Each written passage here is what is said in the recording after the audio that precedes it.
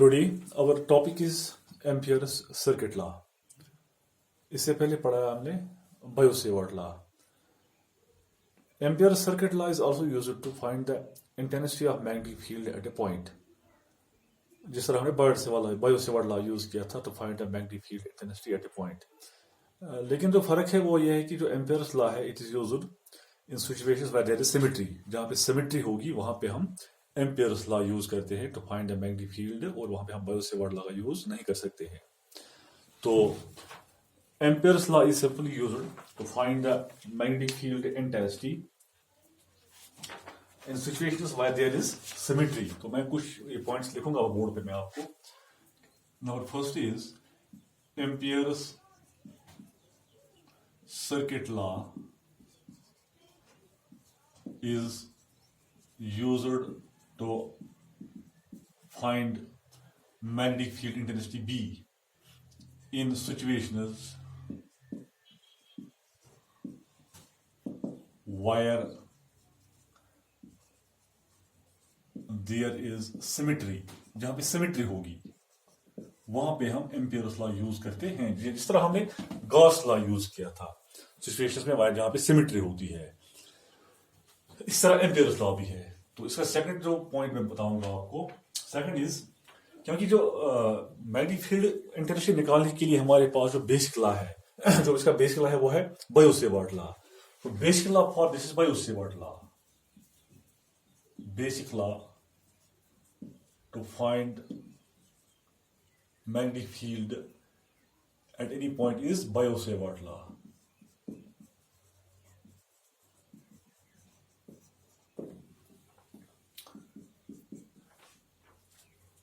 तो ये जो एम्पेयर सर्किट लॉ है, this law is analogue to Gauss law in electrostatics. It is analogue to Gauss law in electrostatics. जिस तरह हमने पढ़ा था इलेक्ट्रोस्टैटिक्स में गॉस लॉ, तो गॉस लॉ को भी हमने यूज किया था in situations where there is symmetry. तो इस तरह हम मैग्नेटिज्म में भी एम्पेयर सर्किट लॉ यूज करते हैं in situations where there is symmetry. Now what is this ampere circuit law? इसको हम कैसे एक्सप्लेन करेंगे? एम्पेयर सर्किट लॉ क्या है?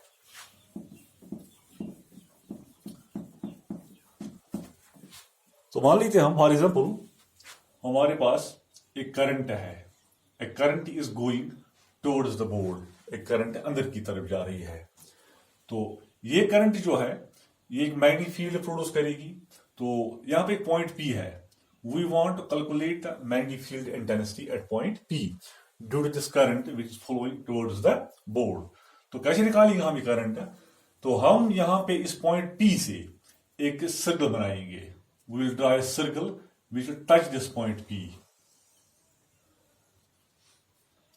ये बनाया मैंने circle. This circle touches the point P and this is called the Amperian loop. इसको हम एम्पेरियन लूप कहते हैं. Amperian loop. Now current is going towards the board और यहां पे पॉइंट P है. हमें निकालना है पॉइंट P पे मैग्नेटिक फील्ड कितना होगा. तो हमने क्या किया, हमने इस पॉइंट P से एक सर्कल बनाया. This called as Amperian loop. तो इस सर्कल पे हर जगह मैग्नेटिक फील्ड होगा. तो क्या करते हैं हम, सबसे पहले हम इस सर्कल को एक डायरेक्शन असाइन करेंगे. We will assign a direction to this circle. वो डायरेक्शन हम कैसे असाइन करेंगे इस सर्कल को, उसके लिए हम अपने राइट हैंड का यूज करेंगे.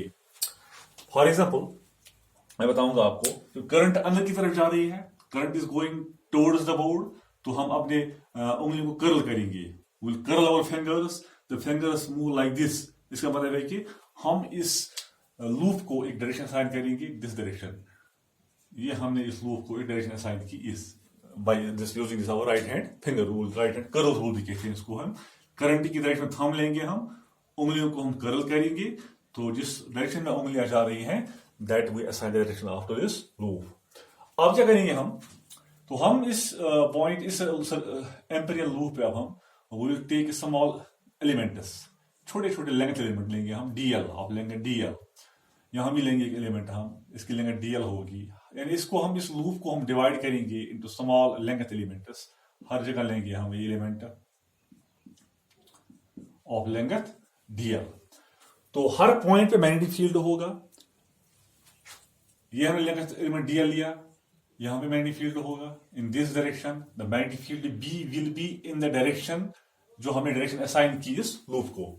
तो यहां पे जो मैग्नेटिक फील्ड होगा वो इस डायरेक्शन में होगा, यहां पे जो मैग्नेटिक फील्ड होगा वो इस डायरेक्शन में होगा। यानी हर किसी लेंथ एलिमेंट पे जो मैग्नेटिक फील्ड होगा तो in the direction of the loop, जो हमने लूप को डायरेक्शन असाइन की, यहां भी फील्ड होगा, यहां भी फील्ड होगा। अब क्या करेंगे हम, लेट अस टेक, एक बात बताऊंगा आपको यहां पे, when current is flowing towards the board, जब करंट अंदर की तरफ होगी, so we take it as positive. हम करंट को भी एक डायरेक्शन असाइन करेंगे, we will assign direction to current. अगर करंट कहीं बाहर की तरफ आ रही होगी तो उसके लिए हम साइन यूज करेंगे negative. And the current which is flowing towards the board, we will take it as positive. And the current, if the current is moving out of the board towards the river, then it is taken as negative. उसको negative लेंगे हम। अब क्या करेंगे हम, let us take line integral, हम लेंगे dot product of this b and dl। b and dl का हम डॉट प्रोडक्ट लेंगे, उसका हम इंटीग्रल भी लेंगे। This is called line integral of magnetic field. ये जो हमने इस लूप को हमने डिवाइड किया स्मॉल करंट एलिमेंट्स में, हर कोई एलिमेंट dl है और यहाँ मैग्नेटिक फील्ड भी है हर किसी एलिमेंट के साथ। तो डायरेक्शन इसकी दिखाई मैंने, डायरेक्शन ऑफ लूप होगी वो। तो हम लेंगे dot product of these current elements and this magnetic field b, और उसका फिर इंटीग्रल लेंगे हम। So this is called as line integral, this is called line integral of magnetic field.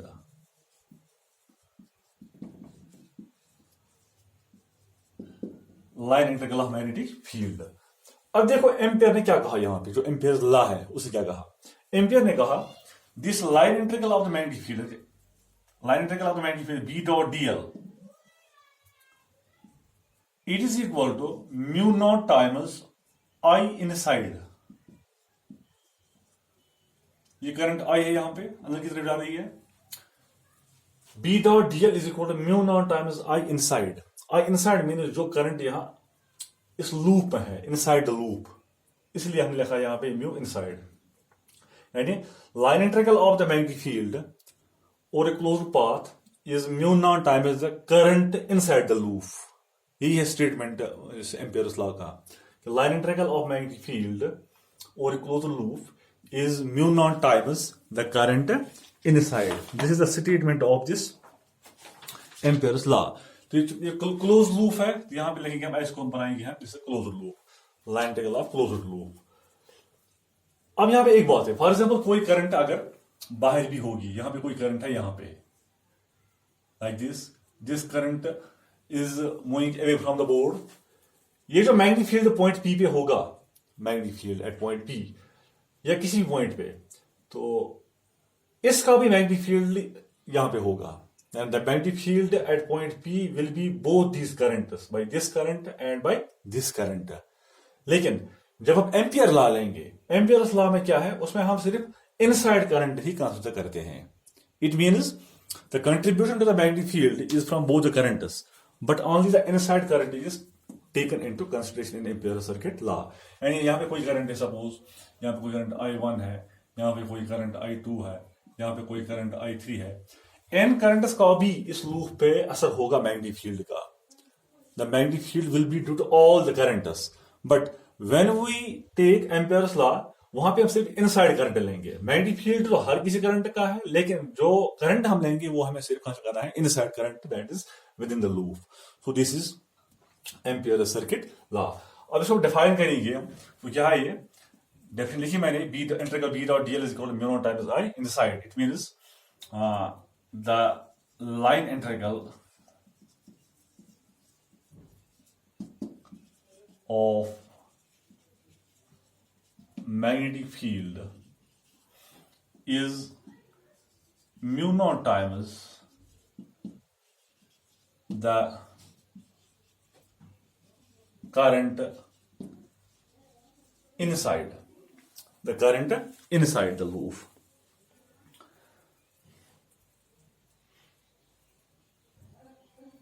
The current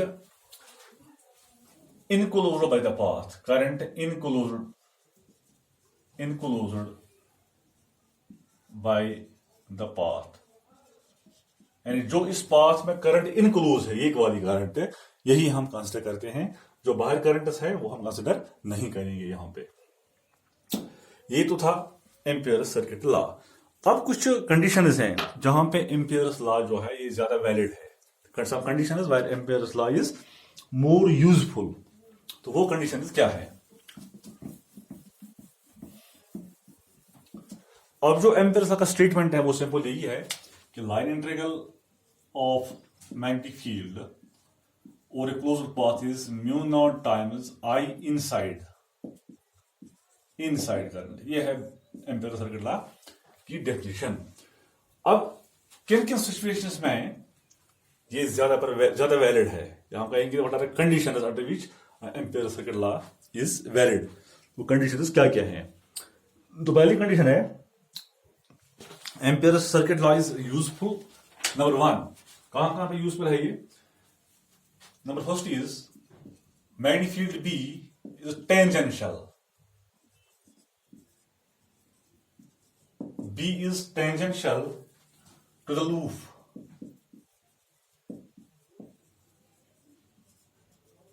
And is a